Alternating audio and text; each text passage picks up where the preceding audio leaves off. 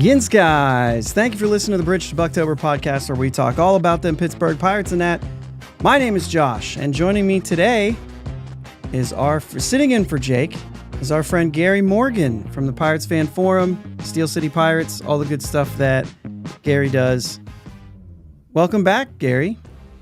Yeah, man. Yeah, it's always a good time. Yeah, especially following up some bad baseball. It's nice to talk to somebody that I know can keep his head about him the same as I can. So sometimes it is difficult. It is.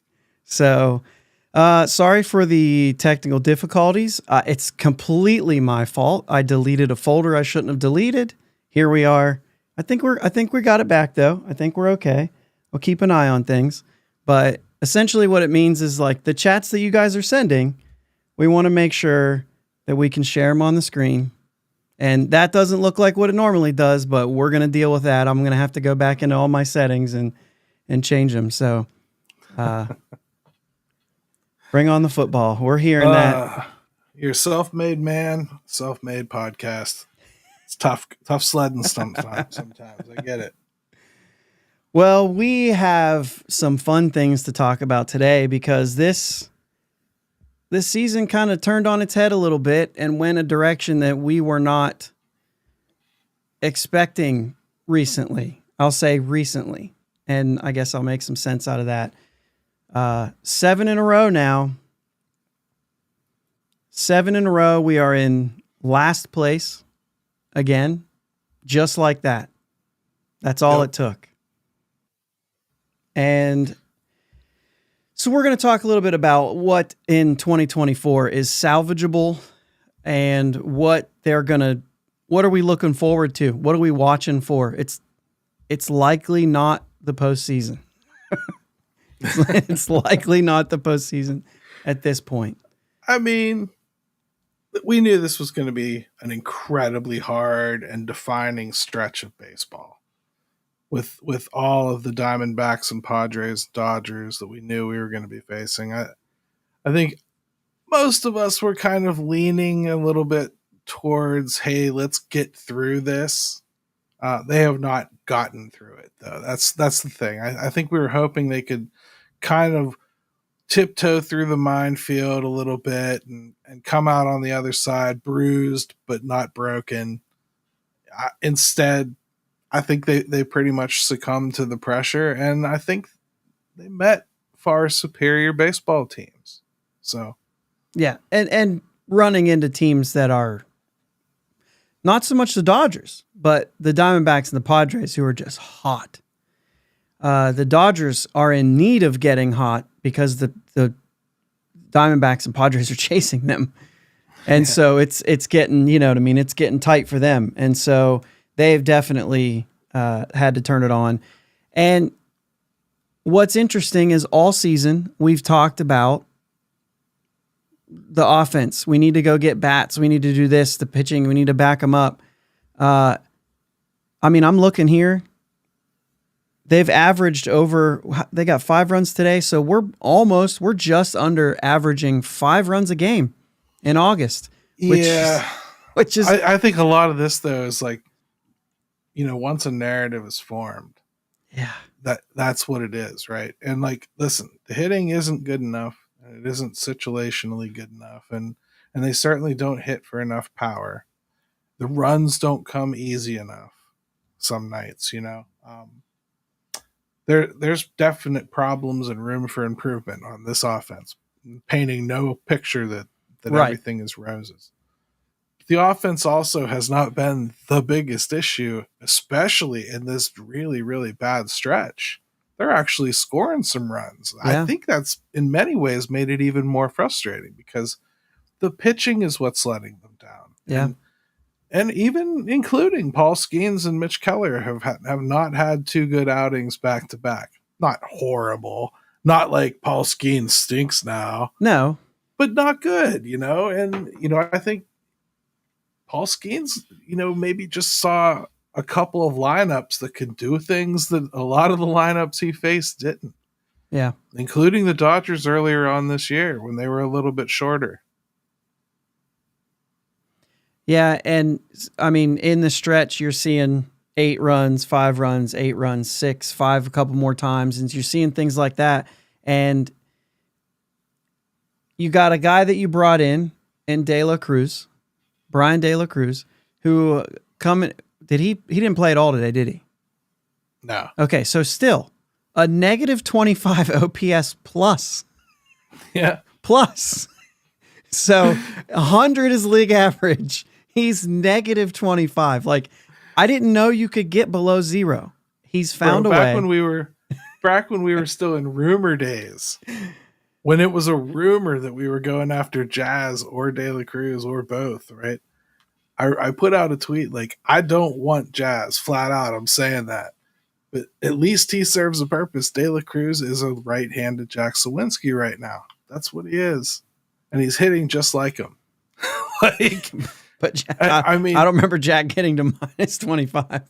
I'm just saying, like, it's not a pretty thing. 4 singles, a walk, and 14 strikeouts. Yeah. Now, he does have power. They need power. He can play a competent outfield. They need somebody that can play a competent outfield.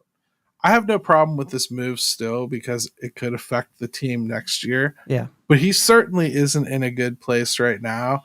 And he wasn't in a good place when he was acquired. He was struggling in Miami as well, regardless of his home run total. So he comes up here. Who knows if they fiddled with his head at all? For all I know, they just shoved him and like tapped him in the butt and said, "Get in there." But if they've messed with him at all, it hasn't changed anything. This is what he was doing. Yeah, you know. And I've heard from I have a friend who's a Marlins fan somehow, and he said, "Good luck. He's very streaky." So maybe you'll get a good streak out of him. This is a bad one, so I don't really know that. We don't really know, but I think he's a lot like Josh Bell. I think, and Jack Sawinski. Really, we're going to stick to the Jack Sawinski. Yeah, because he will go on a bender and just hit home runs for like a week or two. Right. And you can see it's the same problem with Jack. They both, when they're going to hit home runs, they don't swing over top of the waist curveballs and sliders. When they aren't going to hit home runs, they chase them all. Yeah. You know, they're like sailors on shore leave. Well, specifically Jack this year. Yeah. Yeah, because let's talk about what they're doing lately, not what they, not what we wish they could do, or think we've seen them do, or whatever. What they are right now are 2 guys that couldn't hit anything. Yeah, Jack's not even hitting in AAA right now. Mm-hmm. It is for what you're looking at. It's a broken hitter, and it's. I mean, he set out to do something in the offseason that essentially broke him. And now he needs another offseason if he's going to fix it. There's something about Jack that's really funny, though. I just feel he's a real poor mid-season adjuster, because I know for a fact that people around the team have been trying to make adjustments to what he came to camp wanting to do from camp. You know, and they showed you in the first series of the season what they felt about what Jack was doing, where they felt he was. They didn't play him. Period. Like, that was a purposeful, like, nope. We're not doing this. Like, to not start him against, I know there was a bunch of lefties, but you don't do that in the opening series of a new season. You get all your guys in the first 3-4 games. Everybody does that. Mm-hmm. So it was just a strange situation. It told me almost everything I needed to know about where they thought he was, and then he just went forward proving it. Yeah. All right, so let's get into it. Let's talk about what they can salvage for 2024. Obviously the players themselves, they're going to play for... Sure. They're going to play to win every day. They don't... Players and coaches on the fields, like they're playing to win today's game, and then they'll go from there and see what it is. But that's not going to change. So for fans, or even the front office, right? So let's play that game a little bit. What are we looking to see from here on out that is something that we can actually take with us? You know what I'm saying? As fans, like, what are we watching for? And one of those things to start is just getting some questions answered in a different way than we have in the past. It's been a lot of individual questions in the last couple of years, right? Yep. And I want to go first. There are some of those too, but I want to go first. We have a young club full of young players that just need to learn how to win games. It's not going to be, we talked about this before, just, when we were talking, and I said, they're figuring out how hard it is to win baseball games at this level. You can't, I don't know. I think they're learning what it's like in a playoff race, for one thing. Like, right. When you see one team, like the Arizona series, both of them, to me, were probably the most stark beatings the Pirates have taken this year. They were the ones where you could tell they lost those games. Yeah, because Colin Holderman hit a brick wall, and yeah, because David Bednar hit a brick wall. But you also saw teams that just know how to step up the intensity pitch for pitch in those tight situations that you have to win a ball game down the stretch. And it's a slim margin. It really is. I mean, like, the talent gap can be pretty wide, like it is right now, I think, with some of those teams. But if you play the right way, they're going to be tight contests. And they were that first series. The second one, Arizona had learned everything they needed to learn about the Pirates in that first series, and they just came in and applied it all and took them to school. I mean, that's what happens when a better team gets eyes on you quick like that. I expect this San Diego series to be frightening. As if the last one wasn't. I mean, but think about what more they've learned since then. Right. I mean, like, yeah. And they're not getting Keller and Skeens again. So right. And they're the home team. Yeah. Which always is going to play a little bit too. Yeah. But hey, I still want the front office to be saying the right things. I saw a lot of people were mad that Ben Cherington was like, yeah, we're still trying to make the playoffs. What else why wouldn't he say that? Right. I mean, like, you're gonna hear that until they're mathematically eliminated from it. That's what you say. You don't ever put the expectation that they can't go undefeated the rest of the year out there. You just don't do that. Nobody does that. It's looked pretty bleak for the Penguins down the stretch the last couple of years too, and they still put it out there like it's going to happen. So that's what you want them to be doing. I don't understand what the opposite. What do you understand why anybody would want to see them come out and just be like, well, I screwed it up. We ain't making it. And, right. What would you have them do then? Well, like, just cut anybody who's going to be a free agent, bring up a bunch of young guys, see what you got out of them. Like, that's what I keep hearing. And that doesn't make sense, because that doesn't help a lineup full of guys trying to figure out how to win. Like, you think about Brian Reynolds, right? He needs some help. You can't just let go of guys that are helping you do that, that are even better than a question mark. You know what I mean? So sure. But also, now I'm going to forget what I was going to say. So, yeah. I mean, you want to see them. I want to see them, like, keep fighting here. I don't see any reason for them not to. There's still an achievable goal here that I think meant a lot more to us when it was ending 30 years of ineptitude, coming out of it and finally cracking 500 for the first time. I think maybe people of my age potentially have a little bit more of an appreciation for what that little awakening is like.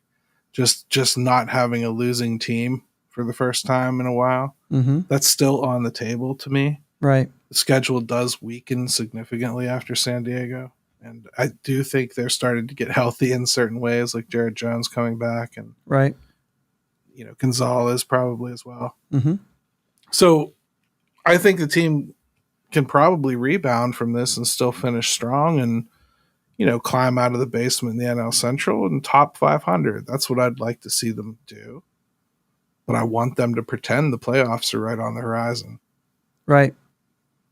I mean, if you're not playing for that, I'll say this.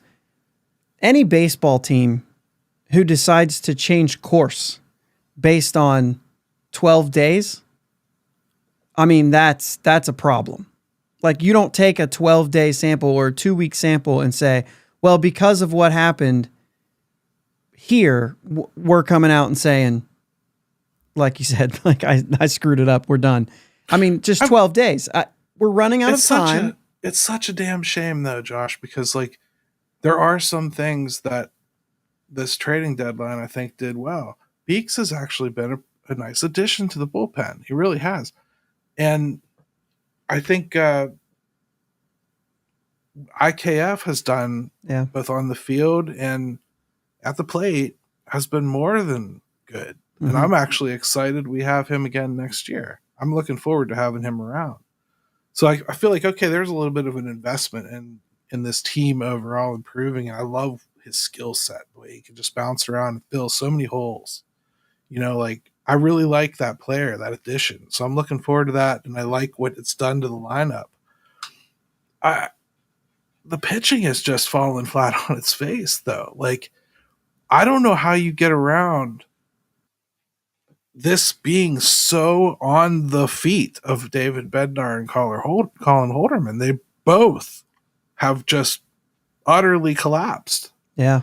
You can't survive that. They're guys you count on, and I know everyone's yelling at Shelton, but you don't just go like, oh, they failed a couple times here, I got to move on.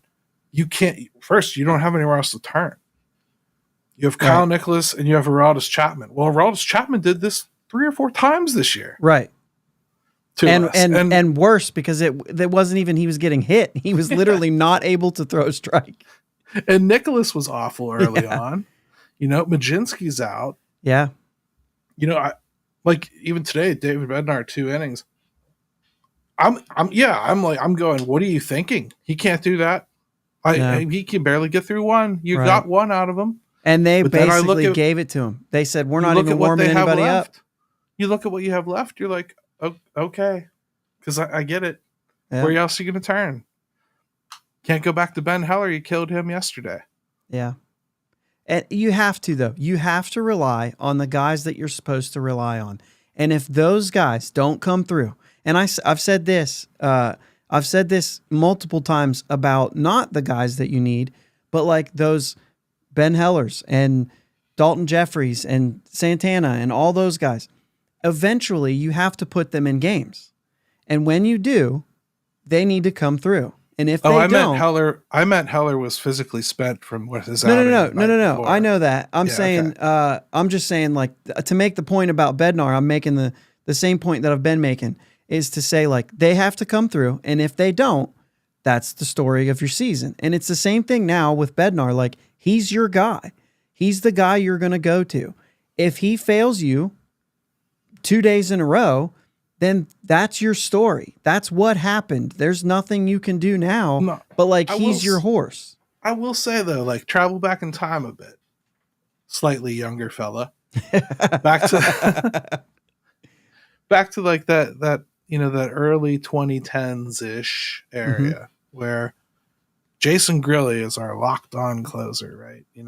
That we picked up on waivers, mind you. And he turned into our lockdown closer. Well, he entered a season struggling mightily. And they did pull the trigger on flip-flopping him instead of holding on to him. And they moved Melanson ahead of him and let him take over, right? So there was a point where they pulled the trigger on that. Derek Shelton has been reluctant to do that with David Bednar. It is August, 11th? Mm-hmm. He has a 5.70 ERA. I mean, like, I know he had early struggles, Josh, but come on. Yeah. He's had enough struggles that they should have replaced him. And the only thing I can say is Aroldis Chapman has had his similar issues that I've never really pushed for it, because eventually he'll do the same thing. Yeah. There was a point where I wanted Hold'em in there. Yep. Same. Now I'm on Nicholas. 1.35 whip this season too, which I think is like, to me, for relievers, and we've talked about this, like, it is hard. It is hard when you're looking at an ERA for a guy. I mean, he gets blown up once. It's going to take him 3 months to get it back to a respectable number, where a starter can do it in an afternoon. You know what I mean? Sure, I give him that grace too, man. It's not that I don't love David Bednar. It's not even that I think he can't be effective again. But right now, he isn't. Yeah. And this season, he hasn't been. And maybe they should have listened to their inner frightening, trainer that like pulls the trigger on everybody sitting as often as possible, and not started him the way they did. Maybe they should have let him start on the IL and come back and be fully healthy when he was ready to contribute this year, instead of forcing him to start the season still kind of rehabbing. It feels like his season has been off the rails from the very beginning, to the point where I don't know that you can show up to camp next year out of anything other than loyalty, thinking that he's your closer. Yeah. Yeah. I mean, he's your all-star closer who you've seen it from before. And like I said, a bad season is a bad season. It doesn't mean, like, I've even said, like, I don't think it's getting better. If anything, it's getting worse right now. Because when we had 19 straight saves, and as you mentioned, like, some of those were still nail biters. So it wasn't that he was dominant. He hasn't been Bednar this season. And I think probably does go back to the beginning of the season and the way that was handled. We all said right out of the beginning, hey, if he didn't have a spring training, you don't just throw him in the closer role. Like, let's work him in. And it felt like it was just closer right now, right away. It just felt like a kind of cocky decision. Like, they felt like they had enough that they could just have him sit there, and then he would just start whenever he was, it's David Bednar. Of course he'll come back and do what he always does. Yeah. Well, then he didn't. He got shelled, and like, he's just never been right, and like, the fastball doesn't do quite what it used to do. And he can't put it where he used to be able to. Not with the consistency he was. He used to be able to paint the top of the zone within an eyelash of like being in, and it was irresistible, and most people couldn't catch it. Well, now most people can catch it, and it isn't going to be as pinpoint. And the velocity's up. They can catch it with the velocity up. They couldn't. It's not as deceptive now. 100%. It's just there's something wrong with it. It changed ever so slightly. And now the splitter today, I mean, he got away with a couple splitters today in the ninth that I thought, oh my. Yeah. I don't. Curveball, he's just dropping the curveball in there center cut. It's just waiting to get uppercut out of the ballpark. Yeah. Just waiting. I mean, the fact that it's 77 miles an hour is what he's got going for him right now, because he's getting a lot of silly looking swings with it. But like, it's not like he could throw it more often, because then it loses that even. So he can't rely on the curveball at this point. So I don't. I'm not trying to run him out of town. No. I'm just saying, like, these are realities too. Like, you grow attached to players, but Neil Walker's back was a problem too when he got traded. Like, they were right. His career was kind of over. As painful as it was to trade him, that's the double-edged sword of a hometown kid. Eventually, they're going to have to say goodbye, I think. That's the role of a reliever, right? As Sherrod said here too, most closers have an expiration date. The Pirates, back in those years, it was what? I don't remember the order, right? Was Hanrahan before Grilly? Hanrahan was before Grilly. So. Hanrahan was moved to bring Melanson in. Grilly was the guy. They flip-flop. Then Melanson goes away to Washington. He who shall not be took named over for a little bit. He that should not be named took over there was for Watson a while. first. Well, yeah, Watson, who was already here, right? But then he worked his way in, and then he should have been traded for Gavin Lux, but that trade didn't happen, and then he ends up in jail. But like they made some moves for a while that was like everybody they put in the role worked. Yeah, even it doesn't Rich Rod, happen. Even Rich Rod worked out for a minute, right? I think there was a little sticky stuff going on with him. I'm pretty sure you're right. Yeah, because as soon as that stuff came out, he went to Atlanta, and I'm pretty sure he was out of it within a year. I don't think he's pitching anymore. So, yeah, it's a struggle though, man. Like Dowry Moretto is a guy I think they were probably toying with this year as far as potentially getting a little bit of that kind of role in the back end. And I don't know. We never really got to fully see it. Thank God they signed Chapman.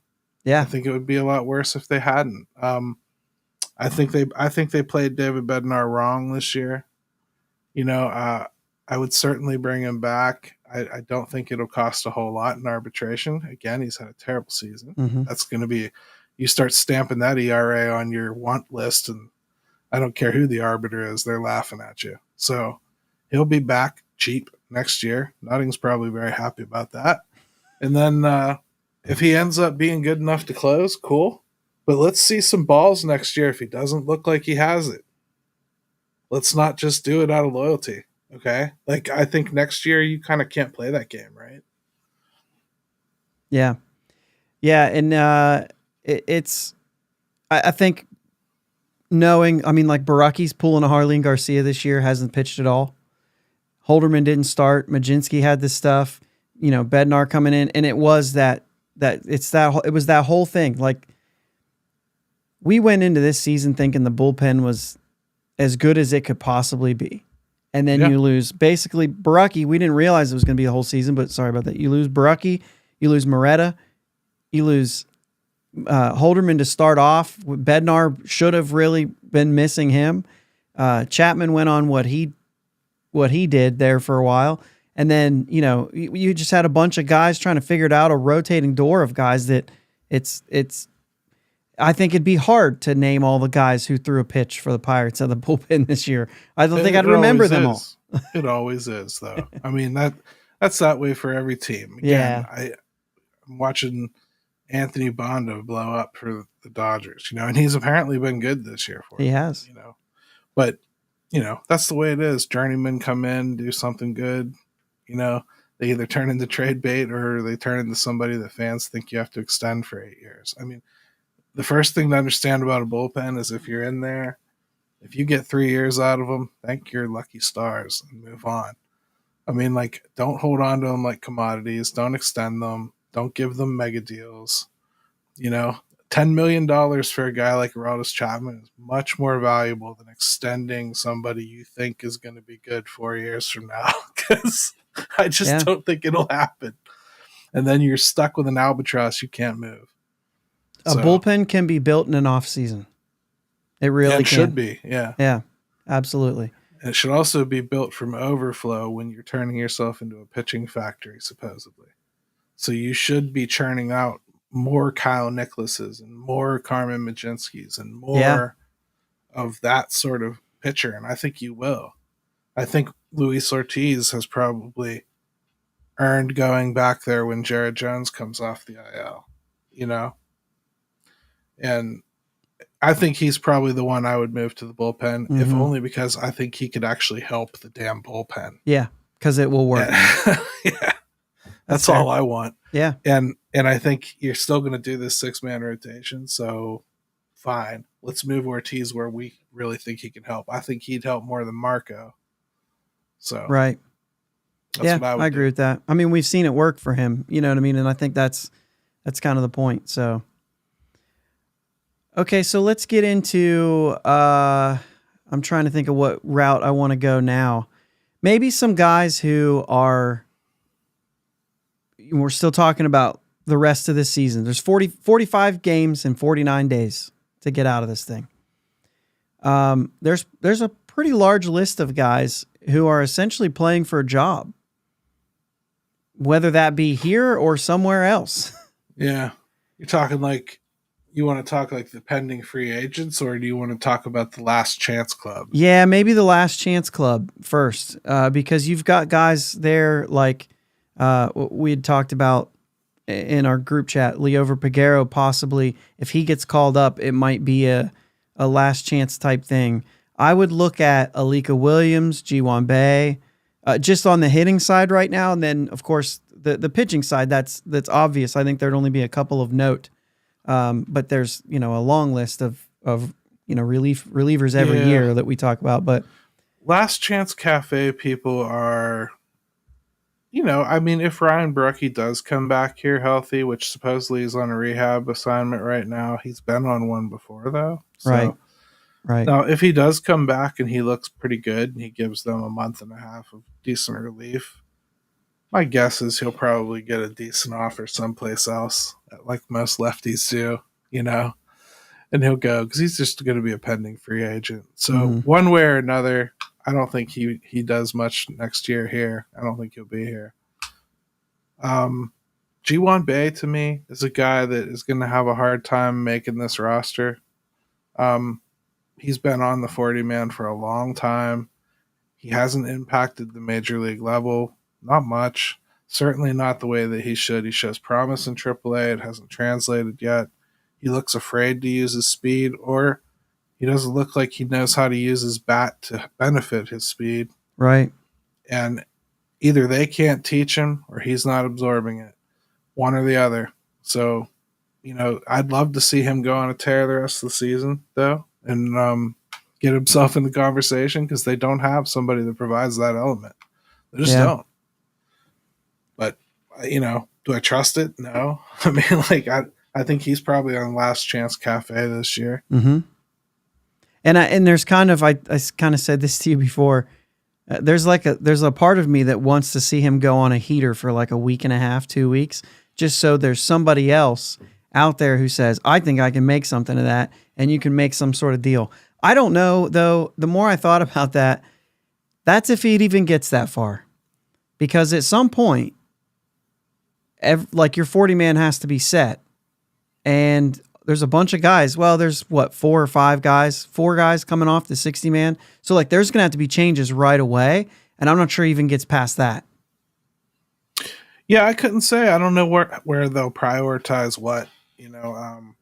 They may value what they perceive as a center field skill set above, somebody that can't do that we're not thinking of, like Alika. Maybe they think that's more valuable than somebody that can just kind of really just play defense at this level in the middle of the infield. I don't know. Yeah. I'm not even sure what they're doing with like Jared Triola or what they think he could be at this point. I've been shocked time and time again that he continues to stay on the 26-man. So I find it hard to believe he's going to be jettisoned off the 40. They seem to just be clinging to him. Piguero, I hate it because he's so young, but he has been on the 40-man for a long time. That's the way those international signings work sometimes. And he's been a guy they had to make a decision on a long. I mean, that's why Arizona let him go in that trade. As highly ranked as he was, they knew the 40-man decision was coming up. Right. I don't know. And I think people have mistaken like the convenience of calling up a guy from the curve a couple times as like, this guy's ready. He just ain't. And like, if you really watch him, yeah, I'm sorry. I see the power potential. Yeah. But there's certain things he cannot do at the AAA level that make me just feel there's no way he could do it at the major league level. And defensively, I don't think he's much better than Cruz. I think he can get the range and everything, but he has just as many arm issues as far as like poor throws and decisions. So if anything, if you really want a defensive upgrade at the position, it's probably the disappointing Sung-Jae Shang, who hasn't really done anything this year. That's a guy that I think a lot of people thought was going to take off, and that would have been exciting. But Piguero is probably a guy that you would think about. He probably has some trade value, but I don't even know where he is on prospect lists anymore. Do you? I mean, Well, I don't think he is. yeah. I So don't. I have no I think idea. he's already got enough that he would be off of that list. But Even so, like you I think about where they've been with defenders and everything this year, he didn't get a call once. I no, there's something they're not seeing. There's something that's not there. right. I they just traded for 2 more middle infielder types because they clearly don't like what they have. Like I think the writing's on the wall for G1 Bay and Leover Piguero this year. I want to bring up a name, a very recent name when it comes to Piguero. We didn't see it come to fruition as much, but kind of reminds me of like that power potential part of like a Rodolfo Castro, where you can say like, yeah, I could see this guy hitting 20 to 25 homers, even as a not an everyday player. Like I could see that happening. And I just looked it up. He's played 18 games this year in like all kinds of levels. He's played 18 total games in the minors for Philly this year. Yeah. So, I mean, there must be an injury, but it's just that like, you know, we traded him in the Bailey Falter trade. I for one was upset about it. I was like, man, I don't know. Like this guy coming off the bench would be great. And then, you know, he really's done nothing since. And so, you know, that's the kind of thing. Like you could look at Piguero and say the same thing. Like, man, I don't know if we could get this guy coming off the bench, you know, maybe knocking, 12 homers a year off the bench. That'd be great. You deal with whatever, but it also could just not be there. And the fact that they haven't called him up is a sign in and of itself that says that, hey, he's not there. He's not going to help. Yeah. It sucks, man. Like, I think like during a rebuild, especially, you kind of develop more of a relationship with a lot of the prospects than some teams do. Like I'm sure the Dodgers fans have like a healthy prospect group that they enjoy looking at the prospects and watching that stuff, but they're paying attention to like the top 5, and like they're not learning like where Hunter Barco is from, and they don't know that he's had Tommy John already, and it's amazing that he's already at the AA level. But like they're not thinking like that. They're looking at like River Ryan was his name, I think, that just had forearm tightness yesterday. Mm-hmm. Like I hate to be like this because I'm sure that there's people that genuinely care about him as a human being, so it's not like that. But as fans, they're like, oh man, that was promising. Well, we'll see him in a couple of years. Next. And their next might be Clayton Kershaw. Right. You know what I mean? Like yeah. it's not like here where we develop a relationship with these guys and like you really feel them and you think they're better than they are. Mm-hmm. Nationally, they're not. Like this Billy Cook and York that they just brought in. Those two guys are like, they're probably our top hitting prospects right now outside of Henry. And Termar. And Termar. Yeah. So like that should tell you something about how thin the hitting is in the system. And you can call that a failure, but then look at how thick the pitching is. So yeah, I mean it's clear that they focused one over the other, and so you can kind of see that. But yeah, I mean even just to bring those two up, because I know that those are that's a hot topic right now, and we're sitting here talking about getting, finding our way to just to the off season. Both of these guys are Rule 5 eligible. They will be added. And so I've seen a lot of people use that as a way to say, well, then let's add them now. And while I would normally say that, I'm just not sure that that's the 2024 version of the Pirates right now. I still think that they have a little bit to play for. And I think that there are enough questions. I don't think we have like Van Meters to just say, peace out. I mean, we just said what we said about Bay, but I think there's a good shot they both get added to the 40-man at the end of the season. And, you see a cup of coffee? Yeah. And because they do have to be added to it, so I see that probably. Why not? Why Yeah. not go ahead and do it? Um, you're going to put them on it. That's where you could see them make a decision on a guy like that, like an Alika. Like, hey, Alika, hey, you got extra time to get the off season in order and find a place. Yeah, and I think that's where it comes into me is when you've made a decision on somebody, you could do that sort of thing. If they haven't made a decision on somebody, or like I said, if Bay has a 2-week span where it's good, they'd be motivated to say, well, let's get to the offseason when it's legal to trade him and see if there's a somebody out there who'd be interested.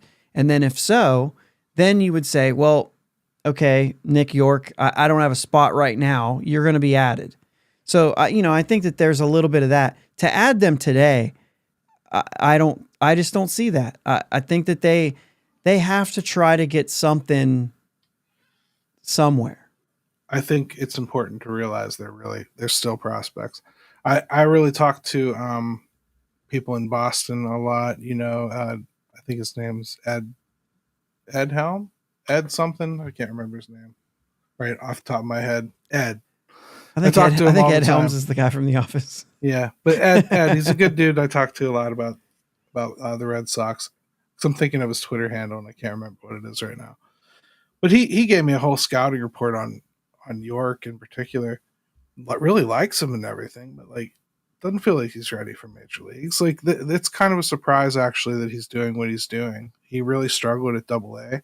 They promoted him to AAA, and the way that Ed put it to me, it was almost more of a demotion by promotion because they were trying to make room for somebody they wanted to move up to AA. Sure. And they thought this kid ain't coming along, so they just moved him up to AA, and he went off. So I think it's fair to say the Pirates maybe kind of want to just kind of see what they have before they make that 40-man decision. So York, I'm going to back off on a little bit. Cook, on the other hand, by most accounts, if it wasn't Baltimore, he would probably be here. So I believe Cook is very likely to be here sooner if you're looking for actual young help. Yeah. But before you would do any of that, look what Henry's doing, because if you just want to bat, that's the one that would get called up next. He's killing it right now. Right. He's the one you would call up. Right. Yeah, I mean, and it's not slowing down. He's hitting well. Yeah, and he's hitting to all fields too, which is what's important, because he was trying to yank everything. Absolutely. He really is. He's hitting a lot to center field, right center. Now his home runs are still generally to the left side, but he is putting air under the ball to right field as well too. So it's good to see a little bit better approach from him. Looks like he has cleaned up his stance a little bit. So I think he's the next one you would see. Cook would probably be my next choice if you're looking for another offensive player. And that, I think, would be center field. Yeah. Or outfield in general. Yeah. And he he bounces around, which is kind of interesting to hear, because at first I was like, okay, corner infield, corner outfield. But, saying he can handle center field. Well, I talked to Anthony Murphy last week. Yeah. And he told me he thought Cook could handle center field potentially. That's what a lot of scouts are saying as well. They've been using him in left field, second base. Left field, he just looked great the other night. Made a couple really nice diving catches. Yeah, I saw that. I think he can cover a lot of ground. I think he's a guy. We've seen them experiment with worse in center field. Let me just say that. I think he could grow into the position, John. Yeah. He's played one game for Indy, one game at center field. Before that, he had spent in AAA 9 games, 72 innings, 9 games in center field. So yeah, I think it's something he could grow just into. This season. I certainly don't think he'd be a finished product, but if you still want to believe in kids, that's a guy I think really does have potential to be a mainstay, everyday center fielder, and I think he'll have the kind of bat that will justify it too. Well, and you're comparing him to the center field options not named Michael Taylor. You know what I'm saying? Yeah, so but I'm just saying that's why Cook I'm a little more excited about if only because, yeah, he does have the 40-man decision coming up, so they could justify it. I don't think you're going to see them cut like Michael Taylor, but I would think like, Grandal's a guy that like if he gets injured, they might just tell him, it's going to take you the rest of the year to get better. Yeah. Like, so I think like that's kind of where some of those will come from. Triolo's a guy that he's gotten plenty of time up here. If they want to make the move and bring up a Cook or whatever, they can do that and jettison a 40-man guy somewhere. It won't be a problem if they want to get eyes on them. But anybody that has to be covered for Rule 5, they all have a chance to come up here this year at the end. There's only 2 spots they give you now, which I hate. But right, yeah, that's a big thing. You don't just get, used to be that everybody would be coming up, but okay. So I forget what we were talking about. I got all derailed. No, that's good. That's good. I was even telling somebody like, hey, I don't know where it's going. I don't care. We'll get through it. How about, let me ask you about Bailey Falter. Because we've seen the good, we've seen even, I think now in games, you're seeing the bad and then the good within the matter of that game. And so I wonder how much of, like, do they think about this? Is he guaranteed to be in spring training next year? I don't think guaranteed. I don't think guaranteed could possibly be on the table, but for most players, really. But I don't think they have a better option for a veteran left-hander. I think he showed you enough this season that at the very least, he's going to be pretty consistent. He's going to give you a pretty solid shot at a quality start. And next year, he'll actually be stretched out. I think a lot of people kind of shortchanged how not stretched out Bailey Falter really is. He's been on an innings watch too here for a while. So right, I mean, he's already exceeded his by I think a good 40 innings now.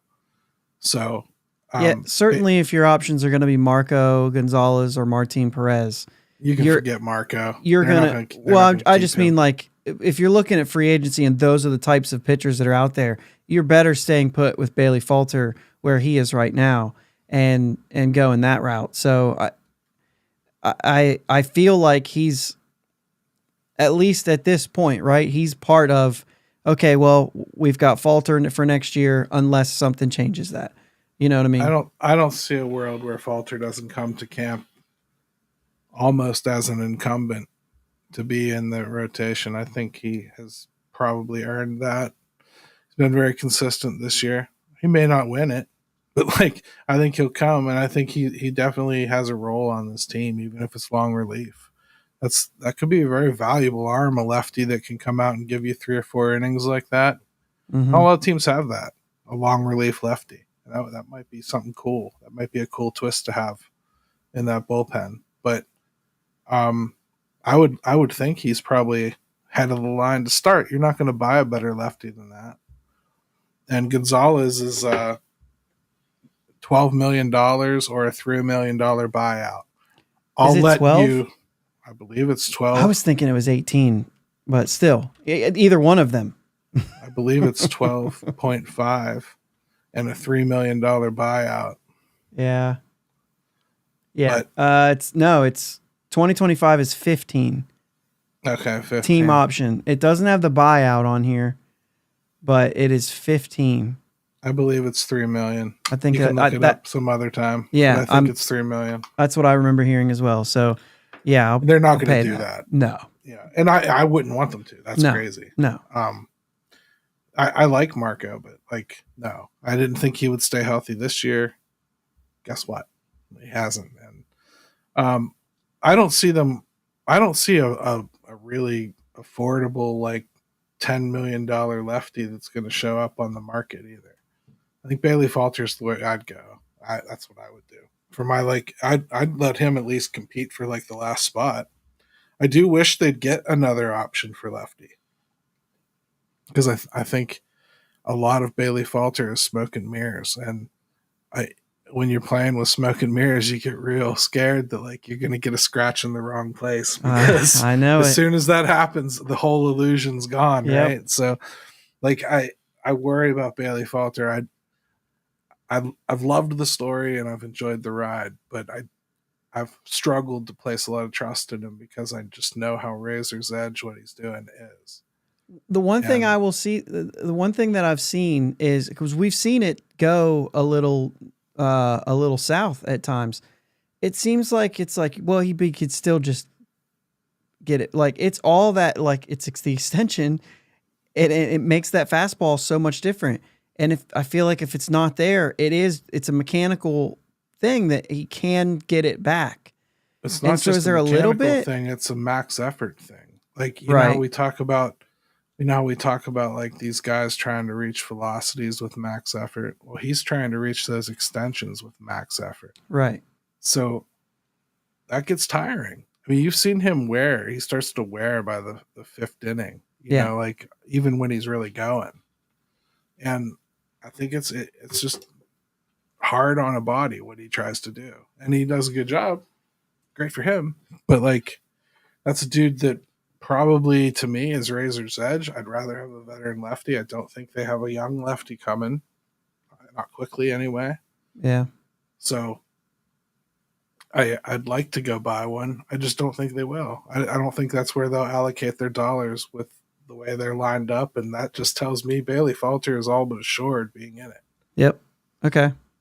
That's what I was sitting there. I just wanted to hear yours. Let me do a little. I'm trying to look at the time. I think we're getting close here. I'll do a couple quick questions for you. O'Neal Cruz play shortstop next year.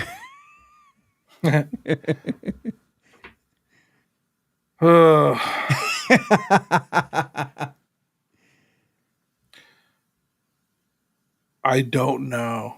Yeah. I think they'll probably stick with it for another year. I really do. I think they'll hope that getting one more year away from the injury will help him improve on some things. But I don't know. I don't know how long the leash is going to be. The errors are piling up, and I know that errors aren't everything, but When they're that, yeah, you're not going to win a lot of playoff games if you're throwing the ball away.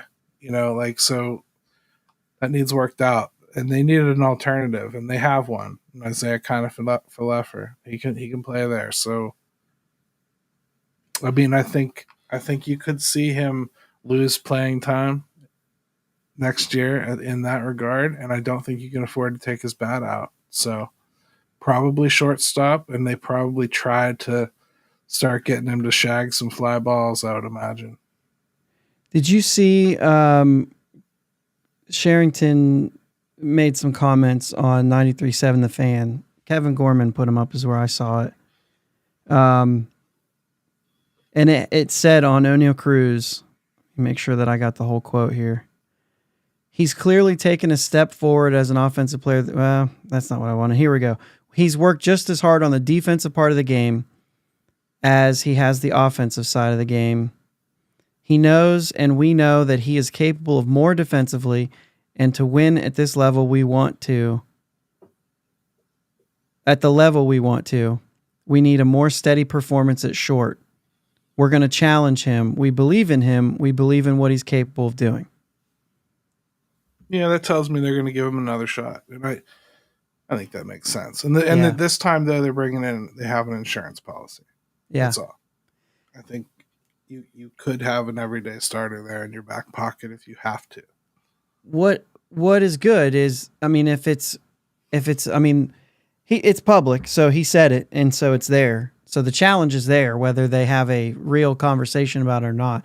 But it's good to know the conversation is there. Like that, he knows that if it doesn't get better, he's going to get moved. And I think that's been something he has not wanted to do. And so now it's okay, but if you don't, we're going to have to do something else. Yeah, and I would think the part of that you don't want to say because it sounds dirty. if he was hitting a little bit closer to the superstar that we hoped he was, and I'm not saying it's not in there. Again, he is just coming off that injury. I think he's actually performed pretty admirably this year. For as much as they asked him to play, because that I don't think they necessarily should have asked him to play as often as they have. They probably should have rested him a little more, used the DH spot with him a little bit more, to get him off of that ankle a little bit. But hindsight again, whatever. Yeah. I mean, I think they've been trying to baby this for a long time, and it comes down to, like, can you slow the game down or can you not? That's what he has to learn to do, is slow the game down, trust that he can throw it normally and get an out, and not ask his first baseman to do superhuman things. Like, you shouldn't be doing that. You should be completing routine double plays. You shouldn't be making brain fart errors, like throwing the ball away because you think it's fun. Mm-hmm. Like, right. You gotta just grow up. People don't want to hear that about a 25-year-old. I don't want to say it, but grow up. I mean, it's time. You're a man now, and you're expected to do some things. Do some things. Like, I think that's kind of what Rowdy's been telling him all year, man. Rowdy's been kind of his chaperone this year. He even said that himself on that radio show. So yeah, I think that's been a good influence on him. So last one, and Sherrod actually brought it up. Does Kutch come back for one more year? It seemed like early on he had made some comments that were like, I've got a couple more years in me. I wonder if that would change, or if that has changed. I mean, physically hasn't quite been there. Today, though, I will say this. The great players of the game are going to do things that are great, even when they can't every day. And two-run home runs to tie the game when they're on a 6-game losing streak is one of those things. He showed up today, and it still wasn't enough. But he is not short of being one of the great players of this game. And I just think that little things like this keep showing up. It's not going to be every day. What is the country song? Not as good as I once was, but I can be good once. So you know what I'm saying? Like, yeah. I'm not, I hope I didn't butcher that, because I am not a country music listener, but, well, what do you think then? I mean, answer his question. What do you think? Is he coming back? I've been thinking about it. What I'm trying to figure out is, like, would Kutch want that? Like, would he want it said ahead of time? This is it. Or would he be okay to say, yeah, that was it? And so, like, that's one of the things. But the other thing is I think if he did, I think it might have to be something where they say, we can do this, but it's not going to look the same. It will be a full-on bench role, like leadership type thing. And I just don't know if this team if we had Philly's lineup where most of the lineup starts every day and your bench players are what they are, that can swing. But you're not. You need a lot of moving pieces. I mean, I don't know what the lineup will look like next year, but if it is a platoon at two different positions, you can't absorb a guy who's there just to do that. So it feels to me like he would probably be a guy that wants to collect his flowers, right? If it was going to be his last season, like he'd want to go around. You don't have to read that. Oh, I saw it. Yeah. I don't care. I think he's a guy that would probably want his lap around PNC Park like Ben got at Heinz Field, right? You know what I mean? Like, I think he'd want that acknowledgement with the city and everything. It's not that he wouldn't get it anyway, like in the next year. It's not like they wouldn't trot him out there to throw the first pitch on opening day or whatever. Sure. and like make an immediate exception to put him on their wall of fame or whatever the hell they're doing. So, I like that sort of thing. I don't know what he's going to do. All I know is if he wants to play and he thinks he can play, Bob Nutting's going to make sure he's here. Yeah. And it's going to be done for $5 million. And if I'm Ben, I tell him, okay, but it counts as advertising money. And he's going to ride the pine for me and pinch hit every once in a while. So if that's what they want to do, cool. But I think you have to open up that DH spot. I just think you absolutely have to. So yeah, there's I think just so too. There's some things that I just think they're just passing up opportunities to do and populating the DH spot with a more awake bat, I think. And Kutch, like you said, you give him enough time off. Like he's just coming off a couple days off in a row here, and look what he did today. Yep. That's the kind of performance you get out of him when he's really well rested. Right. And he's not the type of guy that's going to get rusty if he's only playing 2-3 times a week. So I can see a role for that, Yeah. But, yeah. And actually he could probably give you, like, he would be able to give you more even defensively if there were multiple days off. He's a great pinch hit. Yeah. Yeah. That's a guy you need a walk to start an inning. Hey, get up there, Kutch. You need like that big swing of the bat, like in the 7th inning with a couple guys on. Go get it, Kutch. Yeah. Like, I think like maybe that's his role, maybe that's what he could be. I don't know. Yeah. But I don't think it could possibly be like to expect him to DH 120 some games a year. That ain't going to happen anymore. I think he's done with that. So I wish he would go gracefully. I don't want them. I don't want to see him go play anywhere else. I don't think the Pirates want to see that. No, I don't think it should happen. No, but it takes two to make a smart decision there. Yeah. A lot of people are old enough to remember Franco playing in Seattle. So, you can't always convince them it's the right time. They have to know it too. Yeah. And I'm sure in the off season, he'll convince himself he feels good enough to do everything that he claims he wants to do every spring, like play the outfield, do all that stuff. Right. Yeah. I mean, I understand that. My mind is younger than my body is right now still. And I'm 41. So I feel like, I could do that. And then it's like, no, you can't. Not without getting hurt. You can't. Right. So I understand that. You have, when you're feeling real good at the beginning of the year, like, hey, this could be a better year. I'm not going to get hurt this year. No, you're going to get hurt. Yeah. I don't know, man. I don't like to think about it because, however they handle it probably won't feel right, but I'd like to see. I don't know that I want to watch an entire season of everything he does. Oh, this is the last time he's right. I don't know that I want to do that either. So part of me hopes like he almost just comes to a realization here in the next couple of weeks and just says it. And then like the last homestand, everyone kind of knows it and you just do it.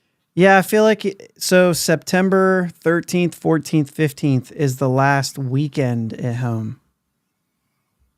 So I think that, and then after that, the only other home games are the 24th through the 26th in the middle of the week against the Brewers. Yep, so I feel like, man, that's the dream scenario for me. But like, if he comes back next year and it's a limited role, okay. Yeah. I mean, honestly, how often does that 26 man play? It's not a big deal. And if that's Kutch sitting there rooting and coming out and playing once or twice a week and pinch hitting here and there, so what? It's $5 million. It ain't my money. But I know Nutting will do it. So sure. It's one of the only player things he steps in on. Besides, you can't spend more than this much. But I'm telling you, if I'm Ben, I'm like, hey, that's advertising money. Right. And I mean, it's there. I mean, if he plays, he plays a game per series, even, you know what I mean? You could see something like that. Yeah, we can see that. I mean, that's good. A subject to go to, we should probably say Palacios is another guy like that that's got it. Yeah. They're going to have to make a decision about Jack even. Yeah. I know you and I kind of both are holding out a little hope that he comes back and looks better next year. Yeah. But you kind of have to face facts. They might have to make a decision there too. Brian De La Cruz is a dark horse. They got to make an arbitration decision on him. It's probably worth a swing, but it's probably also going to cost a couple $1 million. Is he playing like somebody that you think's a good bet? I don't know. Yeah. We'll see. If not, you traded stuff for nothing. Are you okay with that? Yeah, I think because of that, I think they'll want to see more. I mean, they'll get to see more, right? Like we said, there's 45 games left in the season. So we're going to get to see more. This season is not over. The playoff chances might be, outside of mathematically they're not, but like the way that the teams in front of them are playing, how many teams they have to jump, the hole that they have to come out of, it's likely over, right? Outside of some crazy 13-game winning streak, I just don't see it happening. For sure. So, we're going to have not only 45 games left to play, but we're going to have plenty of time to talk about all these things and off-season moves and all those different things. We have plenty of time. So I know there was a lot of chat stuff that we will talk about in other episodes. It's just the only reason we didn't bring them up is because we've got plenty of time. So no, the Pirates are going to get Brandon Ayuk. The Pirates are. Yeah. Yeah. And they're going to put him in center field and he's going to solve their problems, right? There you go. It's top guy on the board. And they're going to let pitchers hit and use the DH for him. Absolutely. It's going to be wonderful. All right. As always, guys, thanks for being in the chat. Thanks for talking. Gary, thanks for coming on. Yeah, man. I got a list of dates that Jake is out. Like he's now preparing ahead, and I still don't. So it's fine. Does it match the Taylor Swift tour? Because exactly. Okay, I knew it. I knew there was something going on with him all along.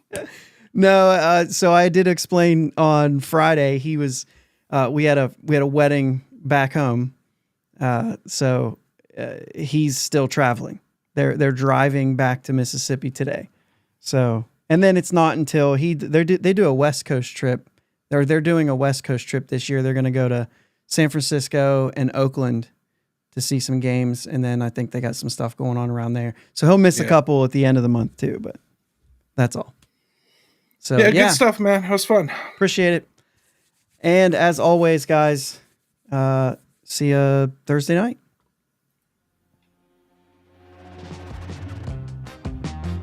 Thanks for listening to my dad and Uncle Jake on the Bridge to Buctober podcast. Follow them on Twitter, Facebook, and Instagram at Bridge2Buctober. Don't forget to subscribe so you know when new episodes are released. Clear the deck, cannonball coming, and let's go Bucks!